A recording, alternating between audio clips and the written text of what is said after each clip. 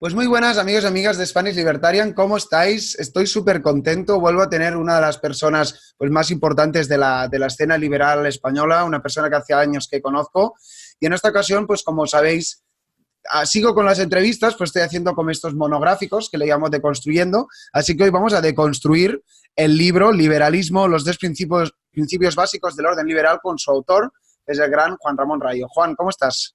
Bueno, ¿qué tal? ¿Cómo estamos? Gracias por la introducción y por los adjetivos grandilocuentes e inmerecidos. No, a ver, grandilocuentes. A ver, yo creo que es una obviedad que eres una persona que ha estado ahí al pie del cañón en los últimos años y si no lo dijera, pues estaría mintiendo. Una persona que me has influenciado bastante a mí y a muchos de los espectadores también.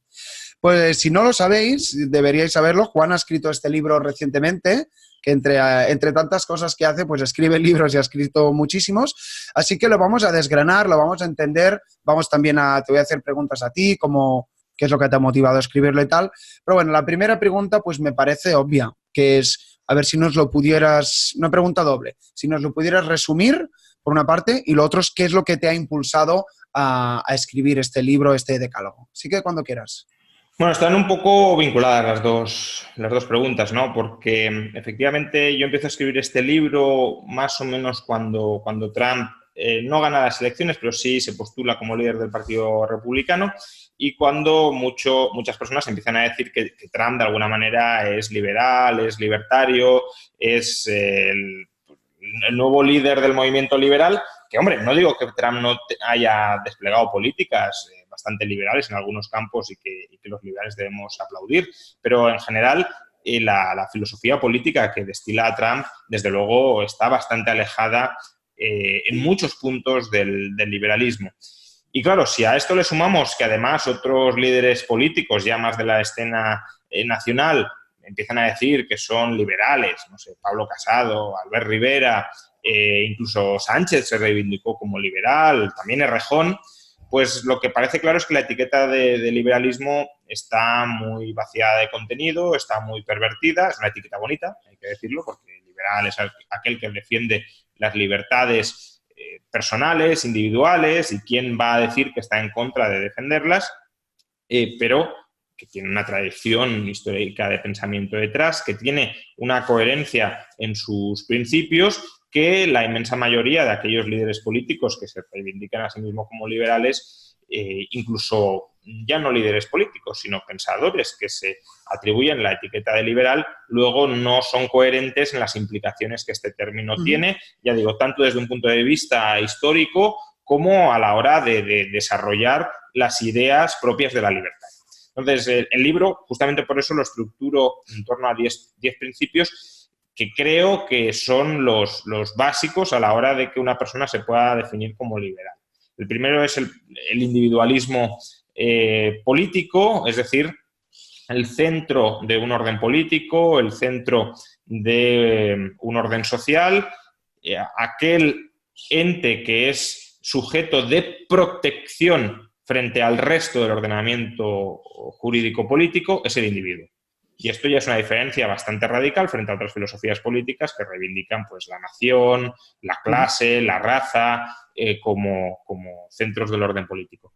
Luego, el segundo principio es la igualdad. No solo el individuo es el centro del orden político, no solo el individuo es el ente al que queremos proteger jurídicamente, sino que esa protección jurídica, esa soberanía individual, es la misma para todos los individuos. No hacemos distinciones entre los derechos de un individuo y los derechos de otro individuo. Estamos hablando de derechos de cada individuo frente a otros individuos o frente a otros grupos. El tercer principio es la libertad. No solo es que todas las personas sean igual de importantes frente al ordenamiento jurídico y tengan la misma protección jurídica, sino que además la principal protección que se les otorga desde ese punto de vista institucional es la libertad individual, que es básicamente viva su vida como usted crea conveniente sin meterse de una manera activa en la vida de los demás. Usted tiene su esfera de privacidad, de autonomía, para que haga lo que le dé la gana. Eso sí, ha de respetar la esfera que tienen otras personas también a vivir su vida como deseen. En cuarto lugar, la propiedad privada, porque es imposible desplegar un plan personal de acción que sea respetado por el resto si no tienes un soporte físico en el que desplegarlo. Y el poder que le atribuimos a cada persona para que ejecute sus acciones sin perturbación ajena es la propiedad privada, el derecho o la soberanía sobre una parte del entorno para usted en esta porción del entorno haga lo que le dé la gana, porque nadie se va a entrometer. El quinto principio es la autonomía contractual.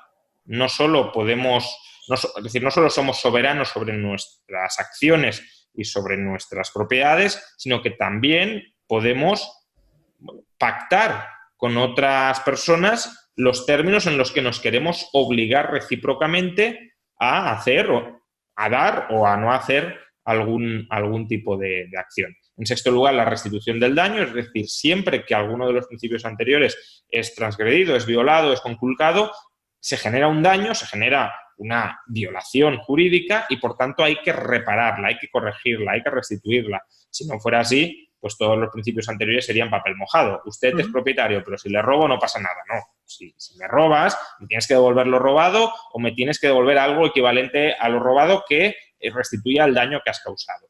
En séptimo lugar, libertad de asociación. No se trata solo de que las personas puedan cooperar esporádicamente a través de contratos suscritos para algún fin muy concreto y efímero, sino que también se pueden crear personas jurídicas, es decir, asociaciones que, en cierto modo, adquieran autonomía propia derivada del concurso de voluntades de otras personas. Es decir, podemos crear clubes, podemos crear fundaciones, podemos crear iglesias, podemos crear cualquier colectividad. La izquierda que tanto habla de los colectivos, bien, el liberalismo permite la creación de colectivos, de comunas, pero siempre y cuando sean de libre adscripción. Una persona puede aceptar integrar cualquiera de estas comunidades, pero previamente ha de dar su consentimiento, obviamente. En octavo lugar, el libre mercado, como forma o aplicación del principio de la libre asociación al ámbito económico. Si nos podemos asociar para crear comunas o para crear iglesias, también nos podemos asociar para crear empresas, y esas empresas pueden comerciar contractualmente, pueden intercambiar derechos de propiedad, pueden escoger dedicarse a cualquier actividad sin que haya gremios que le digan usted no puede invadir esta parte de la actividad económica, etc. Noveno, gobierno limitado.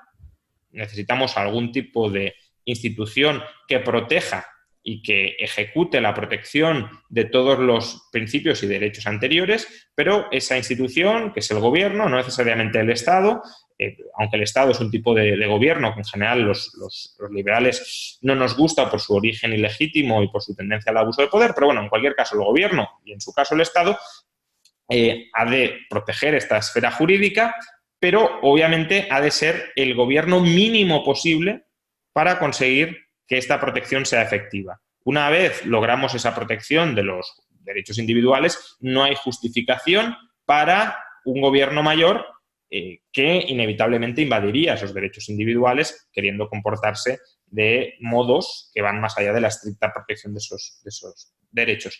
Y por último, globalización.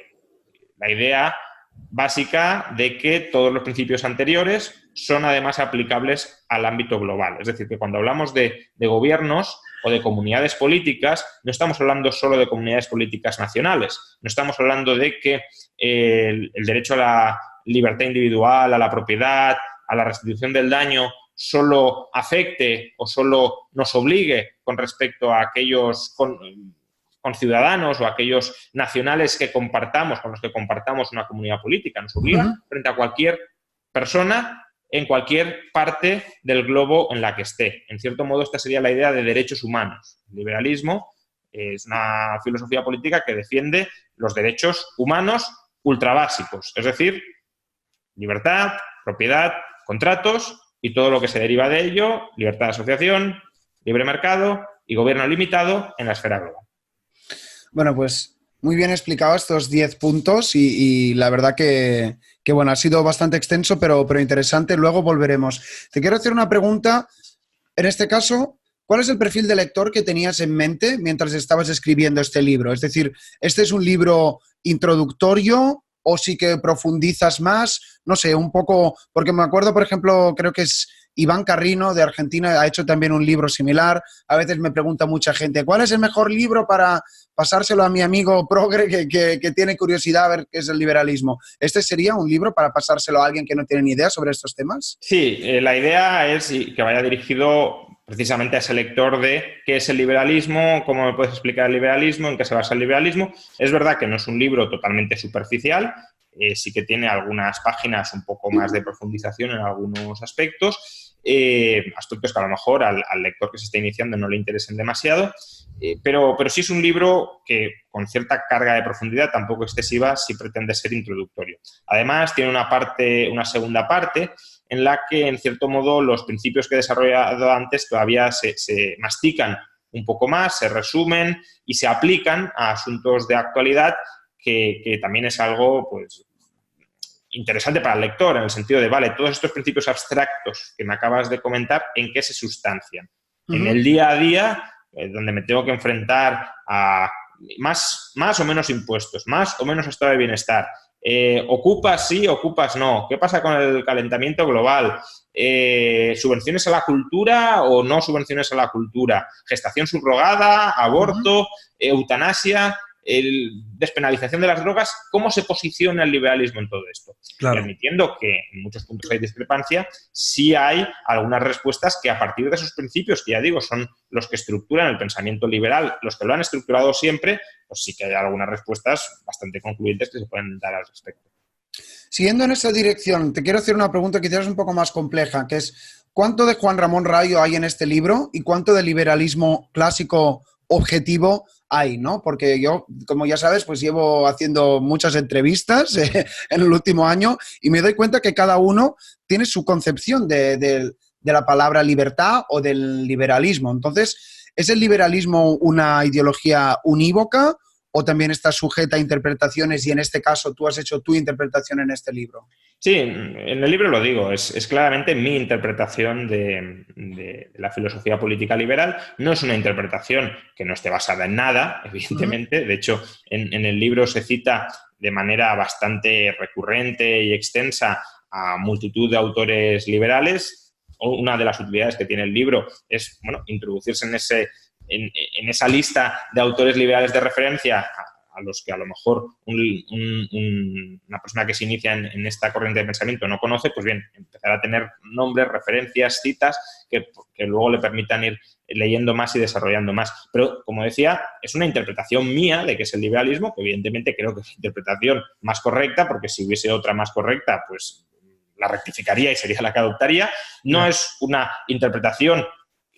En ninguna de mis posturas lo hago, que crea que no es mejorable, todo es susceptible de mejora y dejo la puerta abierta a que me demuestren que hay otras interpretaciones mejores o a que me equivoco, pero provisionalmente las conclusiones a las que he llegado creo que son, de las que conozco yo, las más acertadas en este campo. E insisto, si alguien me demuestra que no, pues haré mía la postura más acertada y, por tanto, rectificaré en ese sentido. Ahora bien, que sea una interpretación personal del liberalismo no significa tampoco que el término liberalismo se pueda estirar o se pueda confeccionar a la medida de cada cual. Claro. Es verdad que el liberalismo es una corriente de pensamiento que se ha desarrollado por muchísimos autores de maneras muchas veces incoherentes y contradictorias. Si uno lee el libro, aparentemente hay una especie de coherencia total entre todos los autores que han escrito de liberalismo, y sabemos que no es así. Son autores que en muchos casos se han peleado, se han insultado, no se consideraban ni parte de la misma corriente de pensamiento, pero si extendemos de manera coherente, razonable, los principios que he expuesto, veremos que sí hay una línea argumental conjunta a la que es muy fácil agregar a todos estos autores en muchos puntos. Y esa es quizá mi aportación o mi interpretación personal.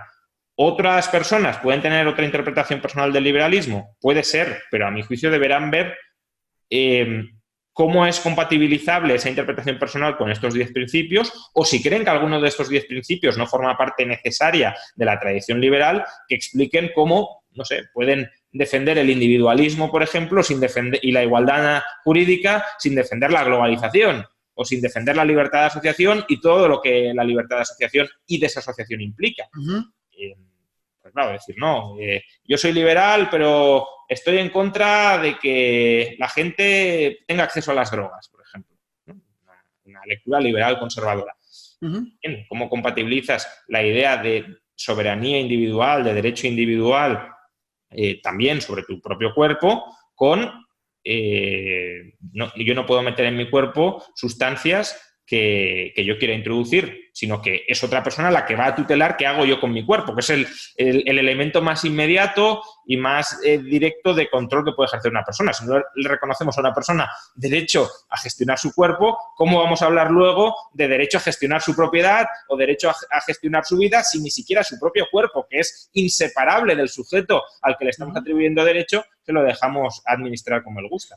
Lo que pasa es que, solo un inciso, me resulta interesante. Algunos liberal conservadores, vamos a llamar, o paleolibertarios, dicen que no es legítimo que el Estado se meta por el medio, pero dicen que a nivel moral, cultural, sí que están en contra, y entonces quizás ese es otro tipo de batalla en el que utilizamos pues, la persuasión, ciertas ideas intentan ser hegemónicas, tomando, por ejemplo, lo de las drogas o prostitución y demás. Nada, yo ahí no tengo mucho que decir. Creo que efectivamente puede haber una batalla contra el uso de las drogas. Creo que en ocasiones esa batalla es excesiva y que existe un exceso de celo antidrogas en algunos casos, reconociendo que pueden ser problemáticas. No todo consumo de drogas, aunque eso es una opinión personal, creo que debe ser necesariamente nocivo. Por ejemplo, el alcohol lo consumimos con bastante habitualidad y lo sabemos sobrellevar, aunque también hay excesos, y esos excesos evidentemente hay que combatirlos y hay que tratar de contrarrestarlos desde la sociedad civil. Pero, ya digo, ese es un tema ligeramente aparte del liberalismo, porque el liberalismo sobre todo son estos principios básicos y como mucho aquellos otros principios que sean necesarios o que sean extensivos de este esqueleto fundamental del liberalismo. A veces se plantea, ¿un liberal puede ser racista? Pues claro, algún liberal que sea racista dirá, hombre, mientras yo respete los derechos individuales de otros y la igualdad ante la ley, pues puedo ser racista. Lo que pasa es que cómo el racismo encaja con la defensa de un principio que es la igualdad jurídica de todas las personas sin ningún tipo de distinción.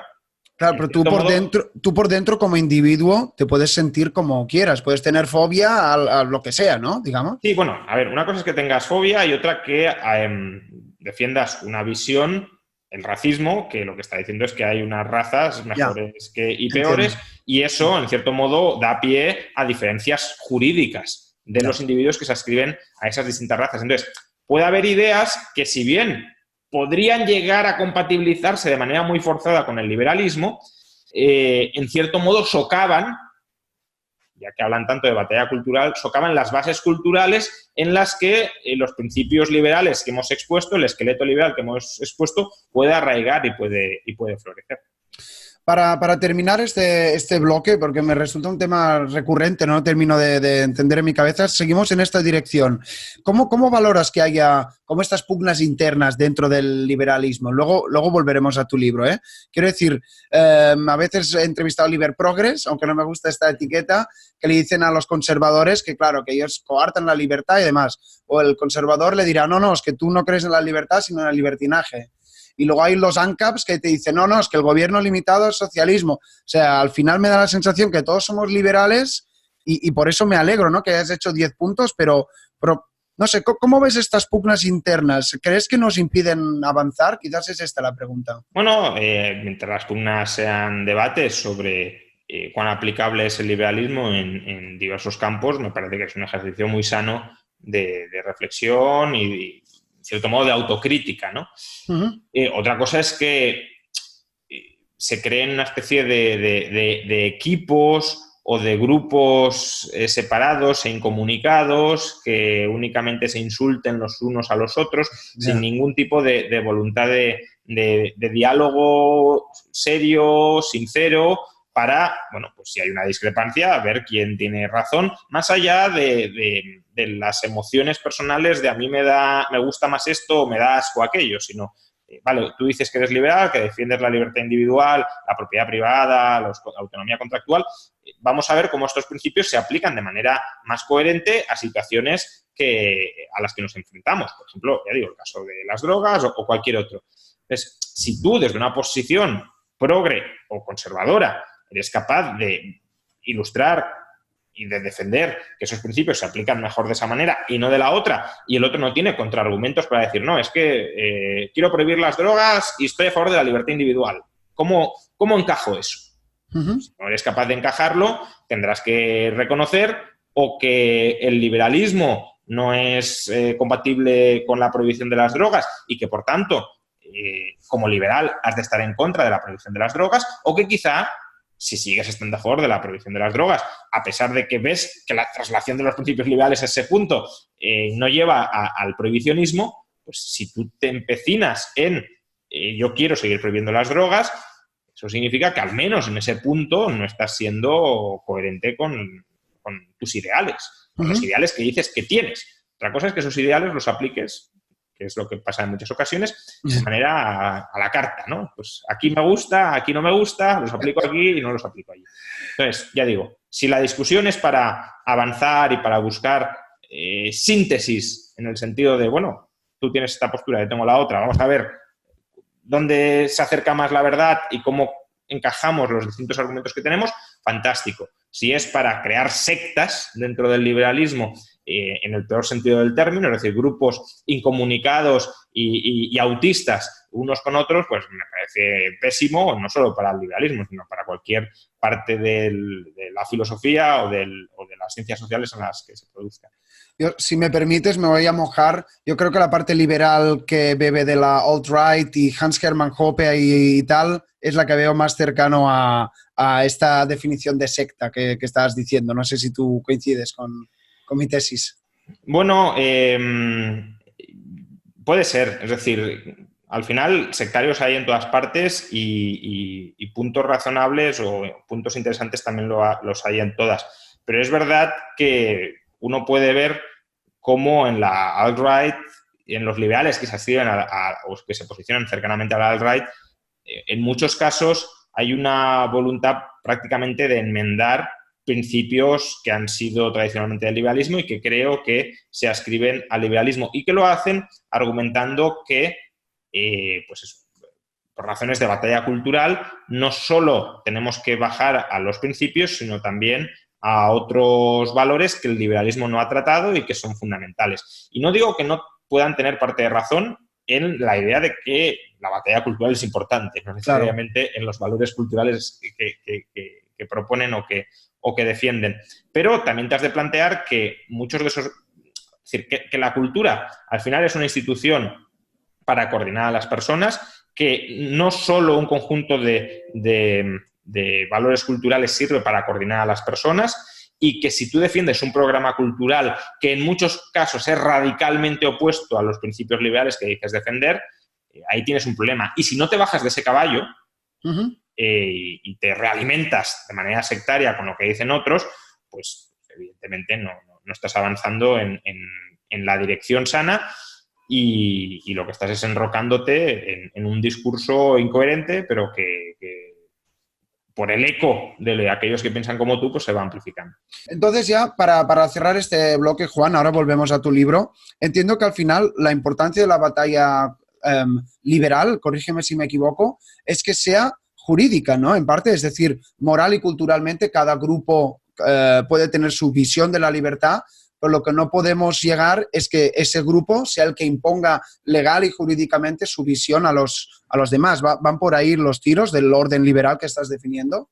Sí, a ver, el liberalismo al final lo que intenta es buscar una respuesta a cómo coexistir, cómo personas que son muy distintas, que tienen proyectos de vida muy distintos, pueden coexistir pacíficamente en sociedad, cada uno persiguiendo su propio proyecto de vida.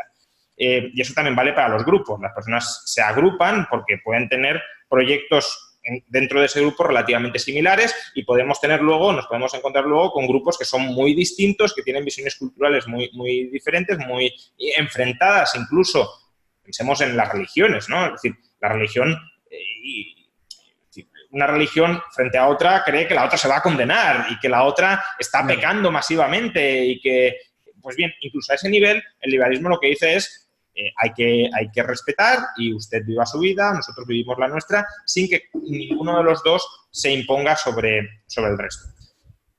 Lo que dicen algunos del alt-right, y no solo del alt-right, vamos, también liberales conservadores, que no ascribiría al alt-right, es que el liberal no puede desentenderse de la batalla cultural, porque no toda cultura permite dar un soporte a estos principios jurídicos. Y yo puedo comprar ese argumento, de hecho, lo acepto. Ahora, eso no significa que solo una determinada cultura y bajo unos determinados parámetros sea compatible con los principios anteriores. Incluso, aunque solo una determinada cultura históricamente se hubiese podido compatibilizar con estos principios, no significa que esa cultura no sea muy flexible para pues admitir valores diversos y aún así seguir siendo compatible con los principios jurídicos del liberalismo. ¿Hablas de la cultura occidental, concretamente? Sí, bueno, lo que se llama cultura occidental, que ahí pues ya definirlo en sí mismo ya es complicado, porque bueno, lo que ya se ha dicho en muchas ocasiones, dentro de la cultura occidental también está el nazismo y el comunismo y no creo que sea muy compatibilizable con nada liberal, ¿no? Pero bueno, incluso si idealizamos algo similar a la cultura occidental es un término bastante flexible. Cultura occidental puede ser desde drogas absolutamente prohibidas, homosexualidad absolutamente censurada desde un punto de vista social, a drogas permitidas y homosexualidad totalmente tolerada. ¿Con qué conjunto de valores culturales de esa sociedad occidental nos debemos quedar? Ya es más bien una preferencia personal de cada cual que no debería tratar de imponer a los demás, sino simplemente, pues bien, pues si usted cree que consumir drogas está muy mal, haga la batalla cultural al respecto, pero no lo prohíba desde el Estado. Si usted cree que la proliferación de la homosexualidad, en cierto modo, está socavando las bases pues, culturales, religiosas o familiares de Occidente, bueno, pues intente explicar por qué las familias tienen que volver a modelos más tradicionales de familia nuclear típica y por qué otros modelos de familia no son convenientes desde un punto de vista cultural, pero sin intentar imponer el suyo. Desde mi punto de vista, en todo caso, creo que sería creo que es una ceguera monstruosa pensar, insisto, que solo una determinada visión muy reduccionista de la cultura occidental es compatible con el liberalismo. Seguimos repartiendo estopa a progres y conservadores, que veo que se nos está dando muy bien. Volvemos a tu libro, precisamente el punto número 10, el de la globalización. Cuando uno piensa en la globalización, me resulta curioso, ¿no? Porque escucho tanto progresistas como conservadores ser recelosos de la globalización, a veces por argumentos dispares o a veces incluso por el mismo. Hablemos un poco de tu defensa de la globalización y a ver si podemos reflexionar cómo es que este fenómeno, este tema, levanta ampollas en ambas partes del espectro político. Bueno, la derecha o el conservador nacionalista, porque de derecha e izquierda también son términos. Claro, exacto. El conservador nacionalista claramente recela de la globalización porque da mucha importancia a las comunidades étnicas y, por tanto, la globalización, en cierto modo, disuelve desde un punto de vista jurídico, económico y, en gran medida, cultural, esas comunidades étnicas tradicionales o primigenias. Eso ya desde un punto de vista cultural, algunos lo consideran una tragedia insoportable y que hay que combatir. Yo, personalmente, de nuevo, creo que hay mucha ceguera en el potencial de la globalización para estructurar una sociedad más amplia. Es decir, es verdad que los grupos, para que sean grupos cohesionados, tienen que ser pues, grupos donde la confianza prime dentro del colectivo y para eso tienen que tener una serie de rasgos compartidos.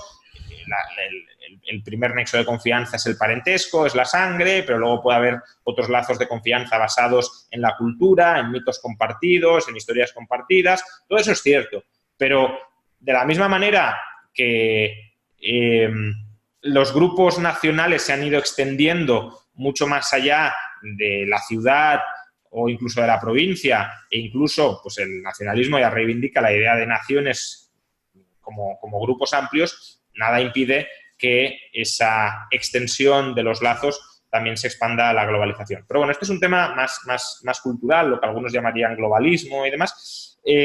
La globalización como tal simplemente implica extender los principios del liberalismo a todas las personas, no solo a los que compartan comunidad política contigo. Entonces, La derecha, perdona que te corte, disculpa. Entonces, ¿quieres decir que va más allá del comercio, la globalización, tal y como la estás definiendo? De hecho, el libre mercado es uno de los principios del liberalismo, no es el único principio, y la aplicación del principio del libre mercado al ámbito global es lo que llamamos globalización comercial, pero la globalización también abarca la inmigración o abarca las relaciones internacionales, en el sentido de ¿puede un Estado declararle la guerra porque sí a otro Estado por el mero hecho de que sea un Estado extranjero? No, es decir, los ciudadanos de Estados extranjeros también tienen derecho a la libertad, a la propiedad de los contratos, y no puedes bombardearles, no puedes conquistarles. Otra cuestión es que haya, es otro tema, causas justificadas para la guerra, ¿no? Imaginemos que un gobierno extranjero está masacrando a parte de su población, pues sí que podría haber intervenciones justificadas en el sentido voy a defender a estas personas que tienen derechos y que están siendo conculcados por otro grupo. Pero así de buenas a primeras, por el hecho de que sean extranjeros, cercenar sus derechos, eso es algo que obviamente al liberal le va a repeler. Entonces, como decía, la derecha desconfía de la globalización porque disuelve la institución cultural que más o menos ha permitido coordinar a grupos amplios, relativamente amplios hasta ahora, y parece que le entra vértigo y que diga no puede haber otra institución cultural coordinadora, y la globalización lo que va a hacer es destruir los lazos tradicionales y por tanto nos vamos a disolver todos. Y la izquierda le tiene pánico a la globalización porque la globalización supera a los estados. Y la izquierda, al final, para aplicar políticas centralizadoras e igualitaristas desde la centralización, necesita un centro de poder, que es el Estado. El Estado que hoy existe es el Estado-nación y, por tanto, que se supere ese Estado-nación, que ese Estado-nación pierda poder, que surjan entidades de libre asociación que, como dice a veces la izquierda, tengan más poder que los Estados, ¿no? Algunas grandes multinacionales que tienen poder porque nos ascribimos voluntariamente a ellas, porque las utilizamos, le da pánico. Y hasta que la izquierda no abogue o no consiga crear un Estado mundial, la globalización le seguirá dando pánico. Una vez consiga crear el Estado mundial, bueno, no tiene por qué ser especialmente contraria a una cierta tolerancia de las relaciones comerciales, de las relaciones migratorias, de las relaciones sociales a gran escala.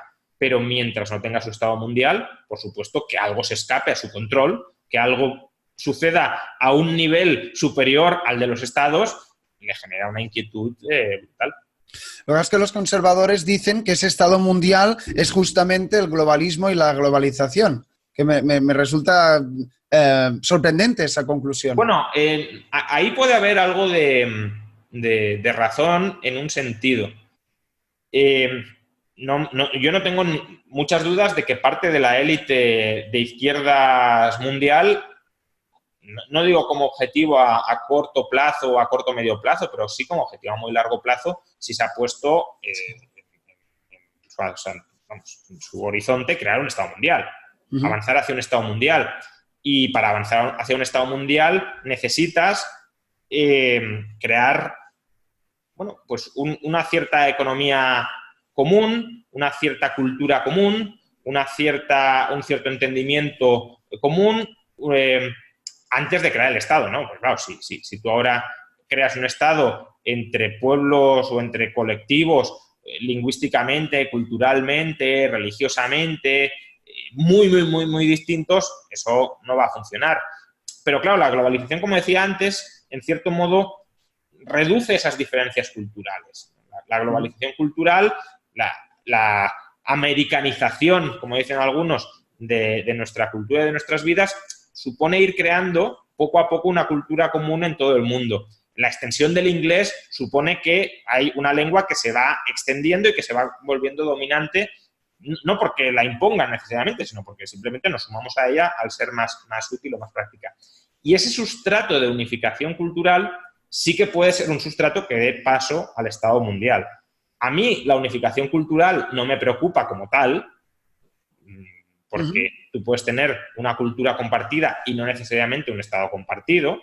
Austria, parte de Suiza, Alemania, tienen una cierta cultura compartida, pero eso no significa que necesariamente vayan a tener el mismo Estado, aunque desde luego ha habido intentos totalitarios de imponerlo. Pero sí puede dar pie. Entiendo el recelo al globalismo entendido como extensión cultural, que es inevitable, por cierto. Es decir, tú no puedes frenar la extensión cultural de la globalización sin restringir el comercio, sin restringir la libre entrada y salida de ideas, sin restringir la libre entrada y salida de personas, porque al final la cultura son ideas y las ideas se transportan en bienes, se transportan en servicios, se transportan en ideas, se transportan en personas y o te cargas esas libertades o inevitablemente la cultura se va extendiendo y se va volviendo cada vez más compartida, más común. Y entiendo el recelo hacia esa progresiva igualación cultural de parte de los conservadores, pero no tiene por qué llevar a un Estado mundial. De hecho, yo estoy radicalmente en contra del Estado mundial y tenemos ejemplos de culturas compartidas sin Estados compartidos y, en todo caso, cuando se proponen recetas para evitar esa homogeneización cultural, las recetas que se proponen son tremendamente liberticidas.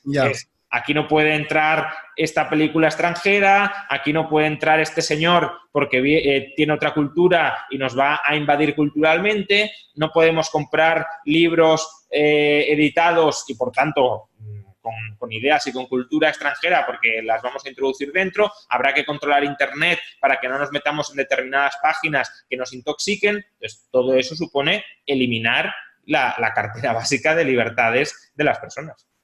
Entonces, pudiéramos decir, perdón que insisto otra vez, pero me resulta este tema fascinante, que al final lo que se está expandiendo es lo que decíamos antes, ¿no? De los valores occidentales. Quizás la globalización va de la mano de ciertos valores intrínsecamente liberales. No sé si se entiende mi pregunta. Sí, bueno, es un punto muy bueno. Sobre esto, dos cosas. Primero, un chascarrillo y luego te respondo. Ya lo he comentado en varias ocasiones, pero la alt-right tiene como dos grandes bichas, ¿no? Bueno, tiene varias, pero hay dos que le preocupan mucho. Uno es el llamado marxismo cultural, el otro es pues, la islamización de la economía, de la sociedad. En cierto modo, esos dos miedos son incompatibles. Es decir, cuanto más triunfe el marxismo cultural, más se secularizarán las sociedades y entre ellas también las sociedades musulmanas. De hecho, lo que estamos viendo, especialmente en las sociedades del norte de África, es que en los últimos 10 años el porcentaje de personas que se consideran a sí mismos religiosas van cayendo.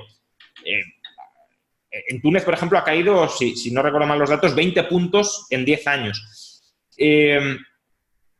Claro, si esto sucede en Occidente, esta pérdida de sentimiento religioso, esta secularización, como decía, de la sociedad, rápidamente lo atribuimos al marxismo cultural que está minando nuestra moral, nuestros valores, nuestras costumbres tradicionales. Pero claro, ese mismo marxismo cultural puede minar los valores tradicionales, culturales y demás del Islam, con lo cual si es tan sumamente potente y tan sumamente tóxico, en cierto modo nos blindará frente al riesgo de que el Islam, que en muchos casos, cuando tomamos las versiones más fundamentalistas, desde luego es tremendamente tóxico y tremendamente liberticida, pues de que el Islam traslade estos valores, ¿no? Pero bueno, volviendo al otro punto, el liberalismo, tal como lo he intentado exponer, es un conjunto de instituciones formales, es decir, de reglas de juego, de reglas jurídicas que decíamos antes. usted puede ir por aquí, no puede ir por aquí, esto sí, esto no. Bien, son las reglas del juego. Pero lo que sabemos, esto no solo en sociología, sino también, sobre todo en economía, es que las reglas formales, las instituciones formales, sin instituciones informales, no funcionan bien. La tesis famosa de Deirdre McCloskey sobre la revolución industrial es que la revolución industrial tiene lugar no ya porque en Inglaterra y en los Países Bajos hay un conjunto de derechos individuales básicos, que también, sino porque hay un cambio en los valores culturales que permiten que las personas se comporten de determinadas maneras dentro de ese marco institucional.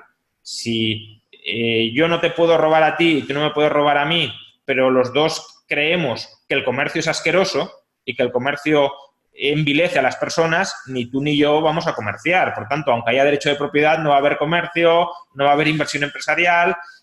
Si los dos creemos que innovar atenta contra los valores tradicionales y que es una traición a nuestro pueblo o a nuestra colectividad, ni tú ni yo vamos a hacer esfuerzos por innovar. Y si no innovamos, no hay progreso técnico, no hay crecimiento económico. Bien. Entonces, para que la globalización funcione, hacen falta valores, una cierta dignidad del comercio, una cierta dignidad del empresario, una cierta dignidad de la empresa, lo que McCloskey llama valores burgueses, que son importantes para extraer el máximo partido a la globalización. Y además, creo yo, aunque esto obviamente debería ser objeto de mucho más estudio, que la propia globalización, es decir, la propia práctica, aunque sea al principio de manera escasa, de manera irregular, la propia práctica de la globalización, la propia experiencia, la propia interacción con la globalización va generando el hábito de esos valores positivos burgueses. Es decir, que al globalizarnos también tendemos a dar soporte a los valores que refuerzan la globalización y que hacen funcionar la globalización. Bueno, Juan, muy interesante. La verdad que, aparte, yo trabajo con gente de fuera de España o de Europa y no, a veces uno cuando vive las cosas con sus carnes, pues he llegado a estas conclusiones. Para ir terminando más o menos, te voy a hacer una pregunta que va aparte de tu libro, pero quizás la complementa. Te he oído en muchas ocasiones que mencionas el libro de Michael Huemer, The Problem of Political Authority. No sé si está traducido a castellano. Lo va a traducir y publicar en breve el Instituto Juan de Mariana. Muy bien. Pues pregunta doble. ¿Cuánto te ha influenciado esta obra o este autor en ti? O te rehago la pregunta. ¿Hay parte de influencia de ese libro en el libro que estamos hablando en esta entrevista?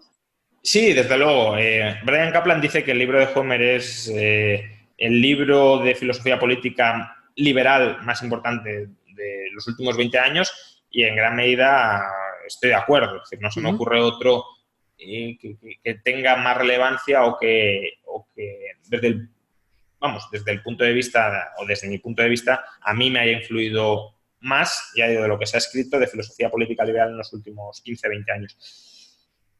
Por tanto, es obvio que las ideas de Huemer, que al final son ideas muy, muy simples, pero aplicadas con mucho rigor y con gran profesionalidad a analizar la filosofía política contemporánea, pero que son ideas muy simples. Todas las personas tenemos derechos y todas tenemos los mismos derechos. Y no hay, a ese principio, una excepción por el hecho de que algunas de esas personas ocupen el Estado. Es decir, el Estado no te confiere unos privilegios para actuar de manera distinta a cómo pueden actuar el resto de las personas. Los políticos, por ser políticos, no tienen más derechos que los que no son políticos y, por tanto, se tienen que someter a las mismas reglas generales a las que se someten todos los demás. ¿Eso qué significa? ¿Que el Estado por sí mismo todo lo que hace es ilegítimo? No necesariamente. A lo mejor, si analizamos la aplicabilidad de los principios liberales a algunas circunstancias, pues imaginemos que llegamos a la conclusión de que en determinadas circunstancias la expropiación forzosa puede estar justificada. De hecho, hay algunos autores liberales, como Richard Epstein, que lo defienden, que las transferencias forzadas o forzosas, bajo determinados parámetros muy muy específicos, podrían llegar a estar justificadas. Por tanto, el Estado, bajo esas condiciones, bajo esos parámetros, podría llegar a estar justificado para expropiar, ya digo, si llegamos a esa conclusión. Pero el Estado está legitimado para expropiar no porque sea Estado, sino porque bajo determinados parámetros cualquiera está legitimado a expropiar. Por tanto, el Estado puede hacer lo que los demás puedan hacer y no puede hacer todo aquello que los demás no puedan hacer. Si yo no puedo, en nombre del bien común o en nombre de la ayuda a los pobres, a los más necesitados, ir a casa de mi vecino y robarle y amenazarle con que si no me da su dinero lo voy a secuestrar y lo voy a meter en un cuarto 20 años por negarse a darme su dinero, el Estado tampoco lo puede hacer. Claro. Y si el Estado, por algún motivo, lo puede hacer, será porque los demás también lo puedan hacer. Entonces, el libro de Homer es una forma de eliminar la hiperlegitimidad que algunos confíen al Estado por el hecho de ser Estado. Y creo que eso es una idea, ya digo, crucial dentro de la tradición liberal. No necesariamente anarcocapitalista, aunque Homer es anarcocapitalista, pero esta idea no tiene por qué llevar necesariamente al anarcocapitalismo, aunque es obvio que en cierto modo invita a ello, pero sí pone condiciones muy estrictas a que el Estado pueda desarrollar actividades adicionales a un conjunto de actividades ultramínimas, porque todo aquello que desborde un mínimo y que se justifique por el mero hecho de no, es que soy el Estado y por tanto lo puedo hacer, con el argumento de Homer se cae. El Estado, insisto, no puede tener más competencias que las que tenga cualquier otra persona. Y, por tanto, si el Estado quiere adquirir nuevas competencias, va a tener que justificar muchísimo por qué él, como Estado, las tiene y por qué los demás, por tanto, también deberían tenerlas. Dos preguntas muy breves, tampoco no te quiero quitar ya mucho más tiempo. Hablando de todo esto, entiendo el marco teórico, sabes que me gusta, si no, no te estaría entrevistando. A veces me da la sensación de que en parte vivimos en una burbuja, ¿no? Parece que más hoy que nunca hay como un hype liberal, libertario, ¿no? Pues tú eres una persona muy famosa, mi canal también va tirando aquí y allá, y si uno ve los vídeos, lo que pasa es que yo, pues no, ves la televisión o ves el Congreso de los Diputados hoy mismo y dices, bueno, la sociedad no es liberal, las instituciones son muy poco liberales. No sé, hagamos un análisis de eso, ¿no? Cómo pasar de la teoría a la práctica, porque al fin y al cabo, pues, ¿quién vigila al vigilante? ¿Cómo hacemos que estas ideas sean más hegemónicas? Lo hemos hablado otras veces, pero creo que no está de menos mencionarlo también. Bueno, a ver, no solo las mayorías cambian el mundo, ¿bien? En muchas ocasiones quien cambia el mundo son las minorías. Se estima que con que una idea sea defendida por alrededor de entre un 10 y un 15% de la población de un país, ya es prácticamente imparable, si ese 10-15% es muy ferviente en su defensa de esa idea, que esa idea vaya a salir adelante, vaya a prosperar o al menos vaya a influir muchísimo al resto de políticas que se desarrollen. Entonces, los liberales no necesariamente tenemos por qué luchar para ser hegemónicos, aunque yo lucho para ello, claro. Pero sí para que nuestra masa crítica se incremente mucho. Claro. Ahora mismo estamos muy lejos de representar nada parecido a un 15, a un 10, a un 5 o incluso diría a un 1% del electorado. Por tanto, aunque se ha crecido mucho, seguimos siendo relativamente pequeños. Yeah. Eso no significa que no haya que estar esperanzado. Creo que, por un lado, no se ha hecho un mal trabajo, siempre se puede hacer mejor. Luego, si somos 20.000, pues seguro que podríamos ser 200.000 si lo hubiésemos hecho mejor. Yeah. Pero, bueno, yo siempre digo lo mismo. Yo recuerdo cuando empecé en esto, 2003-2004, el que hoy es diputado de Ciudadanos, Juan Carlos Girauta, escribió un libro que se llamaba La eclosión liberal, porque aparecieron 20 blogs en Internet que leían 300 o 400 personas. Eso era la eclosión del liberalismo. Claro, comparado lo que vivimos entonces con lo que se vive ahora, es incomparablemente mayor lo que se vive ahora, aunque sea pequeño.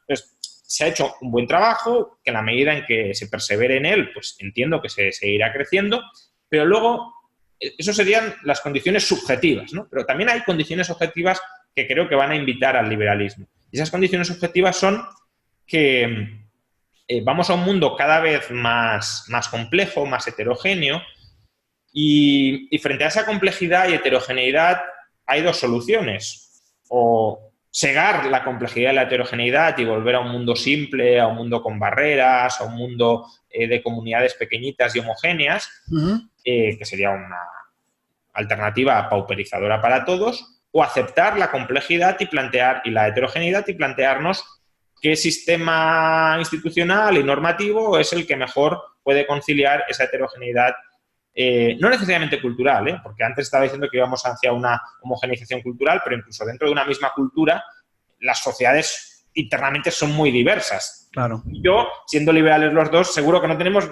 ni mucho menos las mismas aficiones, ni los mismos planes de vida. Y claro, si cada persona, incluso las que son parecidas, tienen proyectos de vida muy diversos que se van ampliando cuantos más medios tenemos y, por tanto, cuantas más opciones materiales tenemos para vivir vidas distintas, claro, llevando a esa heterogeneidad y esa diversidad, necesitamos un marco normativo que haga posible esa heterogeneidad y diversidad. Y ese marco normativo es el liberalismo. Cualquier otro marco que se propone como alternativa, al final se basa en imponer modos de vida compartidos a personas que no aceptan esos modos de vida. Y claro, cuanto más vayas tensionando, queriendo igualar lo que es diverso, más reacción vas a tener. Y por tanto, creo que vamos a un mundo donde el liberalismo va a ser cada vez más la respuesta a muchos problemas. En comunidades tradicionales, renunciando a la libertad individual, pues puedes tener muchas soluciones. La voz, bueno, muchas. La voz y la lealtad, ¿no? Suelen ser... Hirschman decía que hay tres formas de solventar los problemas. Una con salida, una con voz y una con lealtad. La salida es, bueno, hay un problema, no me interesa ese problema, me voy porque no me concierne a mí. La voz es, bueno, hablemoslo, negociemos, yo cedo aquí, tú cedes allí, y la lealtad es, yo me someto a lo que tú dices. Entonces, en grupos pequeños y homogéneos, la lealtad y mínimamente la voz son las formas de resolver problemas. Pero es que estamos en un mundo donde pertenecemos a 1000 grupos distintos, a 1000 asociaciones distintas, cada una solapada con la otra. O sea, el individuo es la unidad mínima irreductible de todos esos grupos diversos y, por tanto, la forma que vamos a tener de conciliar las discrepancias, las desavenencias que vayamos teniendo va a ser la salida. Es decir, a mí déjame que me asocie con los que me gustan, déjame que no me asocie con aquellos con los que no siento tener nada en común o no tengo interés en compartir mi vida con ellos y respetemos las elecciones que cada uno hace al respecto. Y eso, en definitiva, es el liberalismo. Bueno, como siempre, una respuesta brillante y seguimos aquí con la batalla de la hegemonía, que un poco por eso estamos. La última hora sí, ya sabes que termino las entrevistas siempre haciendo una pregunta más personal y tal. Y mira, te voy a hacer una pregunta que me hicieron a mí el otro día que me gustó, que es, dentro del mundo liberal, capitalista y demás, ¿cuál es el valor que más te gusta? ¿Cuál es el que más te engancha o el que te enganchó en un inicio? Siempre, pues uno por conveniencia personal incluso, pues destaca uno. ¿Cuál es el que destacas tú? ¿Cuál es el que más te agrada? Bueno, yo me acerqué al liberalismo por el progreso material que, sinceramente, pensaba que genera o que provoca el liberalismo. Y sigo pensando que el marco institucional para generar riqueza y para que todos vivamos mejor es el liberalismo. Pero, en cierto modo, cada vez le voy dando más importancia porque, claro, cuando vas debatiendo con la gente, vas viendo que cada uno es de su padre y de su madre, y que cada uno tiene una visión de la sociedad y de qué es la buena vida y de cómo vivir bien y de qué hacer con su vida, que es tan diversa, tan distinta, que al final dices, bueno, no nos vamos a poner de acuerdo, no vamos a confeccionar un plan que sea común para ti y para mí, no vamos... de hecho, concluyo el libro así, ¿no? Es decir, imaginemos ¿qué tipo de...? Que bueno, no es una idea mía, es una pregunta que ya hizo Nozick, ¿no? Pero ¿puede haber una sociedad con valores muy fuertes en la que pueda convivir, no sé, Fidel Castro y Ron Paul, Buda y no sé, y Benny Hill? Es decir, una sociedad con... Allí donde los individuos son tan dispares, ¿vamos a conseguir crear una sociedad muy unificada donde todos nos sintamos a gusto? No, no lo vamos a conseguir. La sociedad donde todos podamos vivir a gusto es una sociedad de mínimos, una sociedad donde, oye, respétame, yo te respeto, yo colaboro contigo en esto, yo colaboro con esto en aquello, vamos a juntarnos aquí, porque aquí sí que tenemos muchas cosas en común y vamos a crear una asociación, no nos metamos con otras asociaciones, y esa es la sociedad liberal, y es ese valor, el de la diversidad o el de la tolerancia a la diversidad, el que creo que cada vez le voy dando más importancia dentro del liberalismo. Pues no puedo estar más de acuerdo. La verdad que, mira, intuitivamente respondí algo similar. Pues Juan, cómo no, llevamos casi una hora hablando, te hemos conocido un poco más, aunque ya eres una persona muy conocida, y sobre todo hemos hablado del libro. Me encanta que hagas libros introductorios, ¿no? Que a veces nos perdemos en los detalles técnicos y demás. Y nada, me lo he pasado bien y siempre aprendo un poquito más y es un gusto hablar contigo. Antes de que cierre y le diga a la gente que se suscriba a todo esto, no sé si quieres concluir con algo. Nada, que bueno, lo que siempre te digo, que muchas gracias por todo y muchas gracias por tu labor, porque estás haciendo mucho por el liberalismo, cada uno en un ámbito distinto. Yo he tenido la suerte de hasta ahora pues aparecer más en medios de comunicación, pero los medios de comunicación tradicionales también van siendo cada vez menos importantes y las nuevas herramientas de comunicación en las que te manejas estupendamente y que son canales para que gente que desconfía, que puede tener alguna intuición en que el sistema no funciona correctamente, pero no sabe exactamente el qué y desconfía de las fuentes de información tradicionales, muchas veces con buen criterio, pues se puede formar e informar y ahí, ya digo, estás haciendo una magnífica labor. Muchas gracias. Y aparte es tremendamente cómodo. Estoy en casa, me preparo un té y ya ves tú. Bueno, Juan, muchas gracias otra vez por tu tiempo, por tu conocimiento, por todo lo que has estado haciendo y gracias a vosotros por estar mirando esta entrevista. Espero que os haya gustado. Dejaremos el link del libro de Rayo aquí en la descripción. Compradlo o recomendadlo, ni que sea, porque estoy seguro que sacaréis mucho de ello. Juan, nos vemos muy pronto y que pases muy buen verano. Muchas gracias a ti e igualmente a ti y a toda la audiencia. Gracias, saludos.